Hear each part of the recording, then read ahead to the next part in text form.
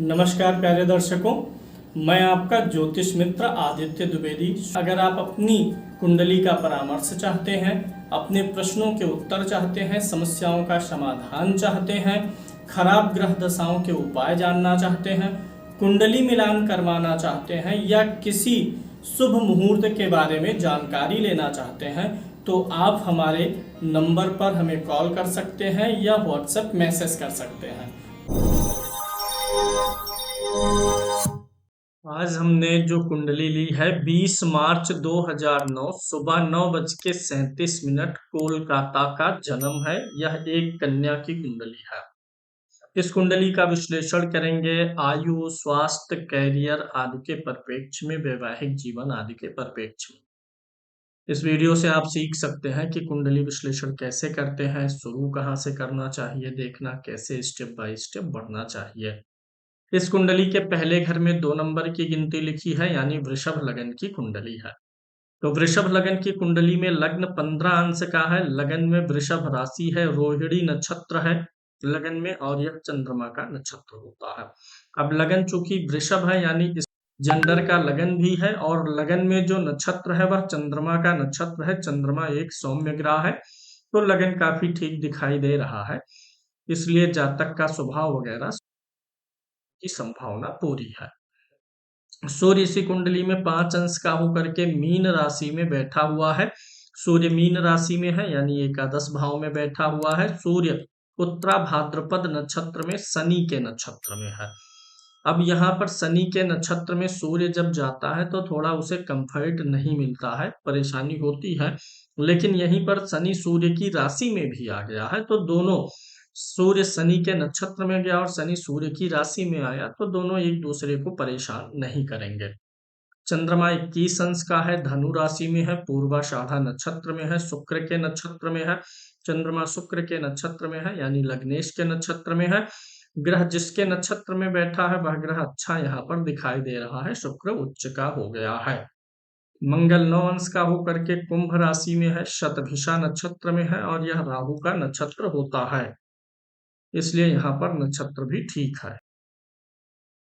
बुध ग्रह को देखें तो बुध महाराज यहाँ पर 25 अंश के होकर के अस्त अवस्था में दिखाई दे रहे हैं। कुंभ राशि में है, पूर्वा भाद्रपद नक्षत्र में है, यह गुरु का नक्षत्र होता है।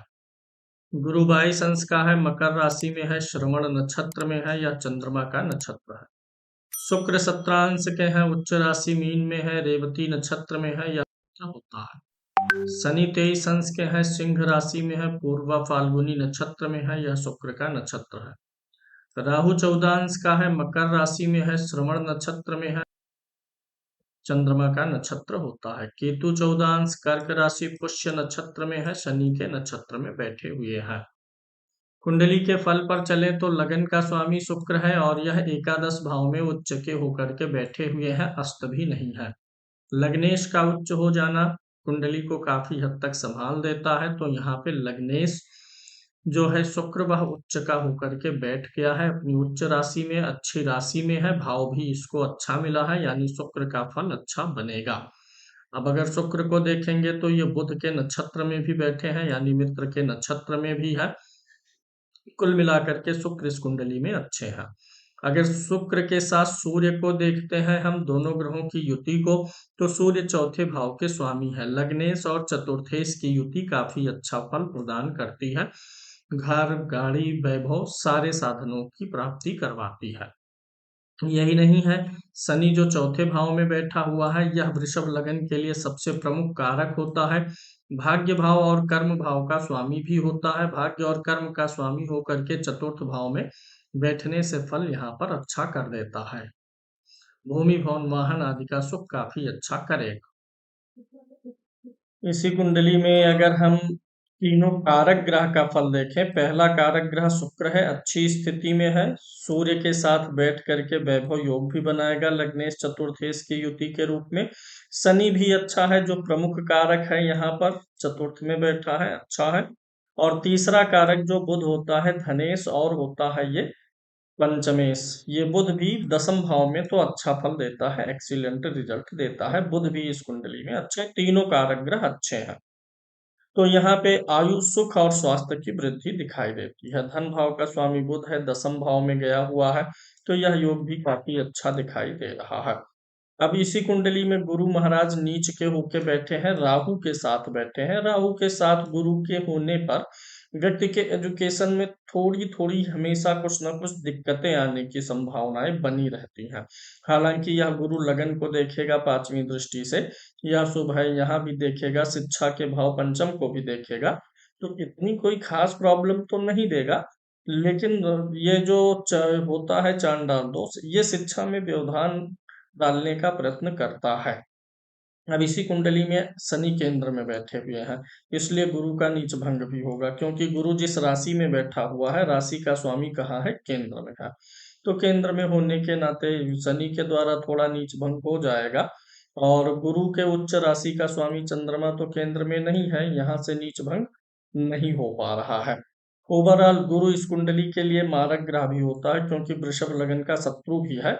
अष्टमेश भी यही होता है और एकादशेश भी यही है। तो इस कुंडली में जो सबसे पीड़ित ग्रह है, जो तकलीफ देगा, वो गुरु ही देगा।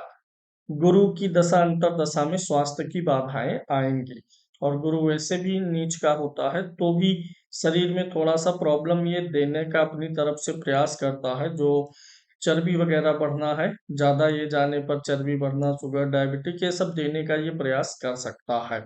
गुरु कुल मिलाकर के सबसे ज्यादा निगेटिव इस कुंडली में है। तृतीय भाव में केतु महाराज ठीक है, अच्छा है, भाई बहन आदि से संबंध में कोई दिक्कत नहीं आएगी, क्योंकि मंगल अच्छा है, यहाँ पे भाइयों से संबंध अच्छा रहेगा। शुक्र उच्च का है, तो बहनों से भी संबंध अच्छे रहेंगे। चौथे भाव का फल एक्सीलेंट है, भूमि भवन वाहन का सुख काफी अच्छा रहेगा। संतान भाव का स्वामी बुध है, जो कि दशम में है, संतान भाव पर गुरु की दृष्टि है।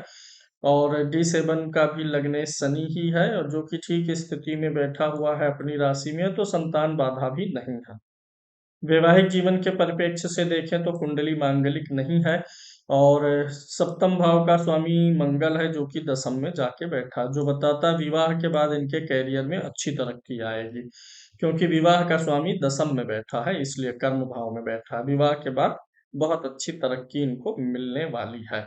वैवाहिक जीवन काफी ठीक दिखाई दे रहा है, क्योंकि विवाह भाव का स्वामी नहीं पीड़ित है। प्रेम का कारक शुक्र भी उच्च का ही है, गुरु का यह नीच भंग भी हुआ है, तो यहाँ पर वैवाहिक जीवन को लेकर के समस्याएं बनती हुई नजर नहीं आ रही हैं। कुल मिलाकर के शिक्षा ठीक है, बीच बीच में थोड़ी सी रुकावट बाधा आएगी, विवाह अच्छा होगा। अब यहाँ पे विवाह का समय भी थोड़ा हम जज करने का प्रयास करते हैं। देखिए, सातवें भाव का स्वामी मंगल है, और मंगल के नक्षत्र में कोई ग्रह बैठा नहीं है। मंगल की दशा शुरू होगी 2033 से। विवाह के टाइमिंग की बात करें तो यहाँ पर देखिएगा, विवाह भाव का स्वामी मंगल की महादशा 2035 से शुरू होगी। पहली मंगल में मंगल की अंतर्दशा रहेगी, 2000 विवाह की संभावनाएं बनना शुरू हो जाएंगी। लेकिन चूंकि मंगल सप्तमेश तो है, संभावनाएं शुरू होंगी, अंतर्दशा में भी हमें सपोर्ट की जरूरत पड़ेगी। अंतर्दशा में बढ़ेगा। एक तो देखिए, गुरु नैसर्गिक कारक होता है, स्त्री की कुंडली है तो वैसे भी नैसर्गिक कारक होगा, और नवमांश कुंडली में ये उच्च का भी होकर के बैठा हुआ है। इनकी कुंडली वर्गोत्तम भी है। नवमांश कुंडली भी वृषभ लगन की है, लगन कुंडली भी वृषभ की है, तो कुंडली वर्गोत्तम है, यानी इनका भाग्य और इनके पति का भाग्य दोनों एक दूसरे को बड़ा सपोर्ट करेंगे। भाग्य दोनों का एक दूसरे के भाग्य को सपोर्ट करता है, अगर वर्गोत्तम कुंडली हो। तो विवाह में जब गुरु का अंतर शुरू होगा, उसी समय से विवाह का योग बन जाएगा। मंगल में गुरु क्यों? क्योंकि मंगल सातवें का स्वामी है, पहला कारण। दूसरा, यही मंगल नवमांश कुंडली में भी सातवें का स्वामी है।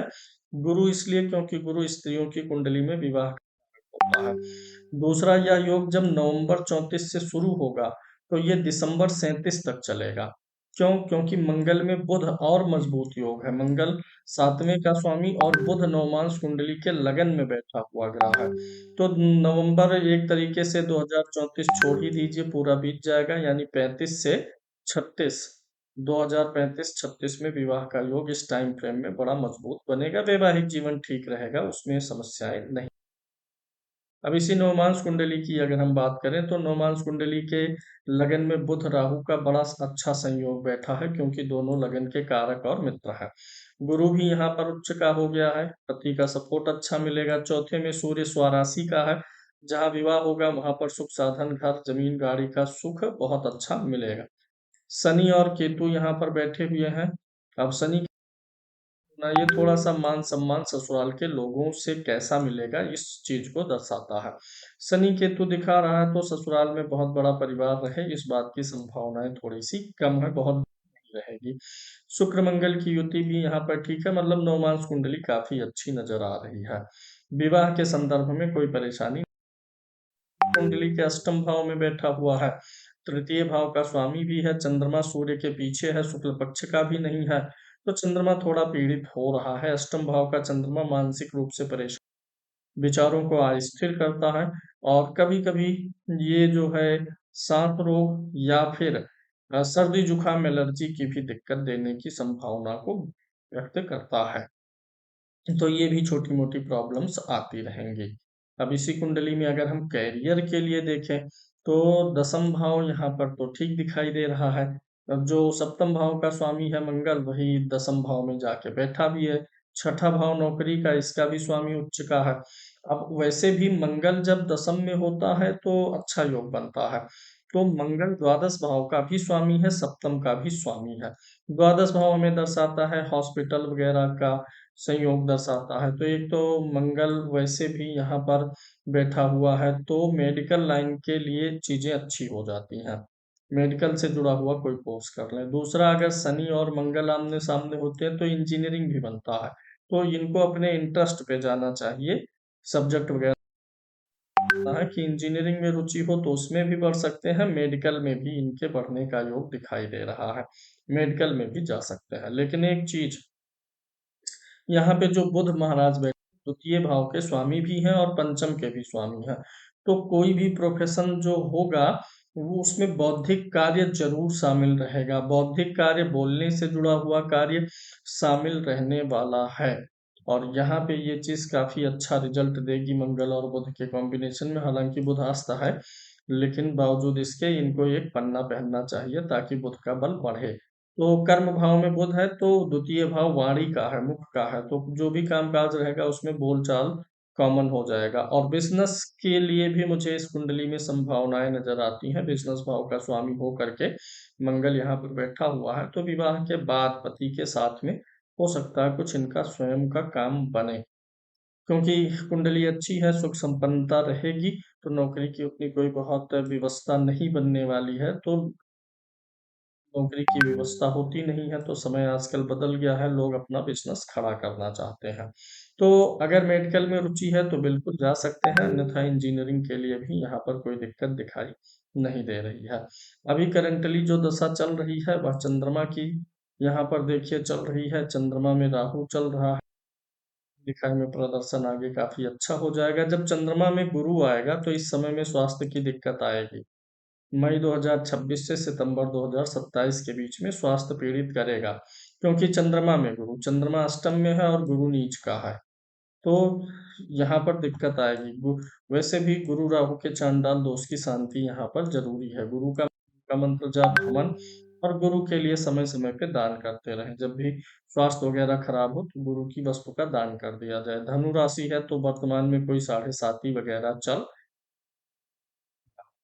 अब इनकी अन्य वर्ग कुंडलियों का अगर हम विश्लेषण कर लें, D3 देख लें, D3 के लगन में ही गुरु महाराज बैठ गए हैं, शुभ ग्रह बैठा हुआ है, और लग्नेश बुध भी ठीक है। तो भाई बहन के लिए देखते हैं, भाई बहन से संबंध यहाँ पर एकदम से ओके दिखाई दे रहा है।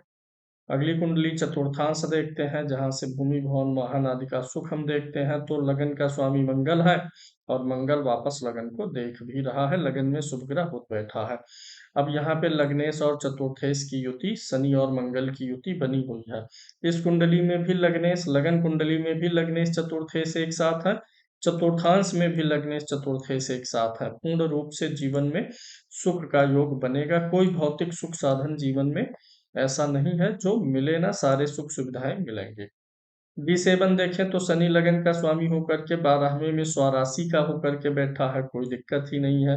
संतान का कारक गुरु भी स्वराशि का है।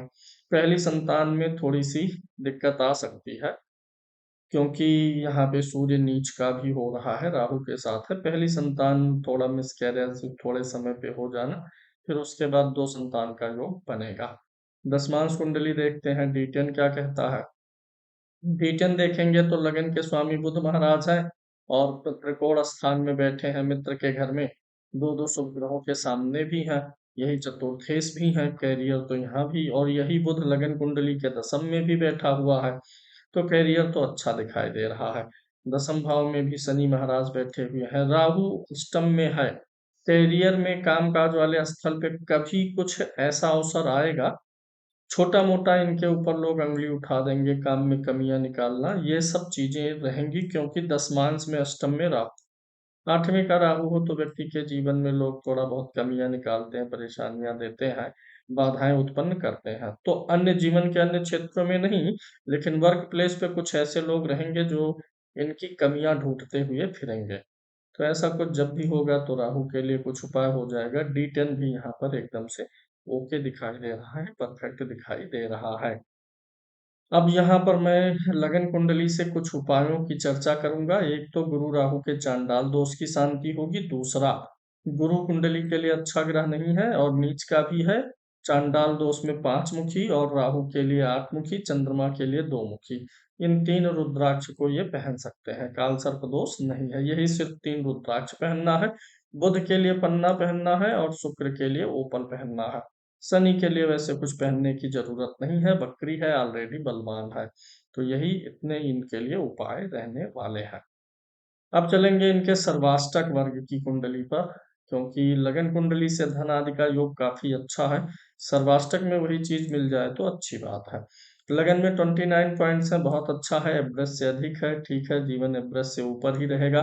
धन भाव में 30 पॉइंट है, व्यय में 23 है, ये अच्छी बात होती है। धन के पॉइंट्स हमेशा व्यय से अधिक होने चाहिए। लाभ भाव के भी पॉइंट्स व्यय से अधिक है। द्वितीय भाव और एकादश भाव के पॉइंट्स द्वादश भाव से ज्यादा होने ही चाहिए। इससे क्या होता है व्यक्ति के जीवन में, क्योंकि लगन कुंडली में भी धन योग है, तो काफी जीवन सुखी समृद्धशाली रहता है, जीवन में कभी कोई आर्थिक समस्याएं नहीं आती हैं। अब देखिए, वहां से मैंने आपको बोला था कि एक संतान थोड़ा सा गड़बड़ हो सकती है, खराब हो सकती है, वही प्रॉमिसिंग यहाँ भी नजर आ रही है। पंचम भाव में पॉइंट्स कम है, 21 पॉइंट सिर्फ है। जीवन में प्रतिद्वंदी अच्छे मिलेंगे, कंपटीशन तगड़ा करने वाले लोग मिलेंगे। आयु भी बढ़ेगा, 34 पॉइंट है। भाग्य 28 है, कर्म 27 है, लाभ 25 है, यहाँ भी ठीक ठाक है चीजें। विवाह भाव में 31 पॉइंट है, विवाह के बाद ज्यादा अच्छा चलेगा जीवन में सब कुछ। कुल मिलाकर के जो मुख्य रूप से देखना है इस सर्वाष्टक वर्ग का निचोड़ है कि जीवन अच्छा चलेगा। लगन में 29 पॉइंट्स है और सप्तम में 31 पॉइंट है। ये संकेत देता है कि इनकी अपेक्षा इनका जीवन साथी थोड़ा ज्यादा सफल रहेगा, उसका थोड़ा सा ज्यादा प्रभुत्व भी रहेगा। चलिए, इसमें भी कोई ऐसी बात नहीं है, अच्छी बात है। जीवन साथी इनसे थोड़ा सा अधिक सफल और अधिक जो है प्रभावशाली रहेगा। कुल मिलाकर के कुंडली अच्छी है, सिर्फ चांडाल दोष की यहाँ पर शांति करा लेनी है। चंद्रमा गुरु राहु के लिए रुद्राक्ष पहन लेना है, बुध और शुक्र के लिए स्टोन पहन लेना है।